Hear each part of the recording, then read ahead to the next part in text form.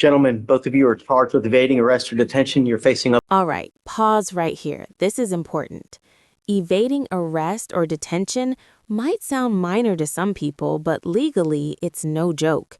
In Texas and many states, simply running after police identify themselves can land you with a charge that carries real jail time. No burglary charge yet. Just the act of running is what puts these young men in serious danger legally. Question for you watching. If you panic and run, should that alone be enough to put you behind bars? Up to a year in jail and or a $4,000 fine. We are going to do probable cause. You have the right to remain silent. Anything you say can and will be used against you. You have the right to have an attorney present. If you cannot afford one, one will be appointed to you. Okay. On February 20th, 2025, officer dispatched First Baptist Church. A caller stated that a white pickup truck parked behind the Baptist Church and two Hispanic males exited the truck and were walking around the property. The officer arrived on scene and observed one of the ground level windows opened and a window air conditioner unit pushed in on the inside of the building. The officers then observed two Hispanic males exit the doors on the west side of the building. The defendants then turn and look at the officers and then run in the opposite direction for approximately 30 yards to C Street, run an additional 20 yards to First Street, and then turn and run an additional 30 to 40 yards. Due to the circumstances of the incidents indicating this was possible burglary progress. This right here is the emotional turning point. Notice what's missing. There's no admission of burglary, no stolen items mentioned, just fear and panic. From a legal standpoint, probable cause has to be solid, not just suspicion stacked on adrenaline. And when officers draw weapons, courts look very closely at whether the threat was real or assumed.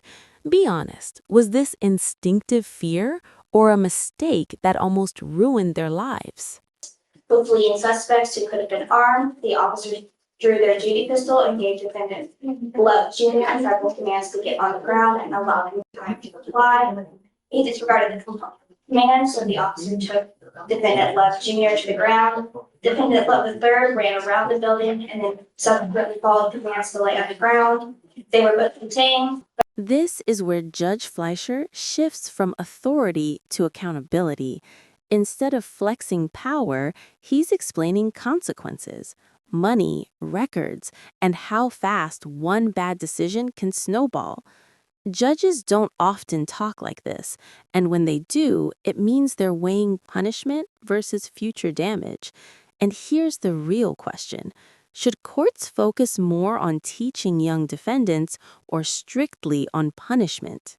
But you still ran, to which the defendant stated, I know burglary wasn't the right thing to do, sir. Your Honor. But you still ran, to which the defendant stated, I know burglary wasn't the right thing to do, sir. Your Honor. They look at the cop and they run. Yes, sir. Cops never tell them to stop. And what are they doing wrong? I guess, what is this, Minority Report? You know what I mean? I don't know anything additional to say. Guys, be careful. You know what I mean? How old are you, sir? 18. You gotta be careful, man. When you start racking up convictions, life doesn't get easier, man. It gets so much more difficult. And the more convictions you rack up, you're only 18, man. Life doesn't get easier. You get bigger, fatter, you lose hair. It doesn't get easier. And the more convictions you get, the worse you make life. Life is all about money. And if you have money, then life is great. And you only get it with one thing. This or this. Hard work or knowledge. Going around picking up cases, that's not the right way. Don't pollute. Do you understand? I'm going to find no probable cause on both of your cases. Thank you, Your Honor. Take a seat.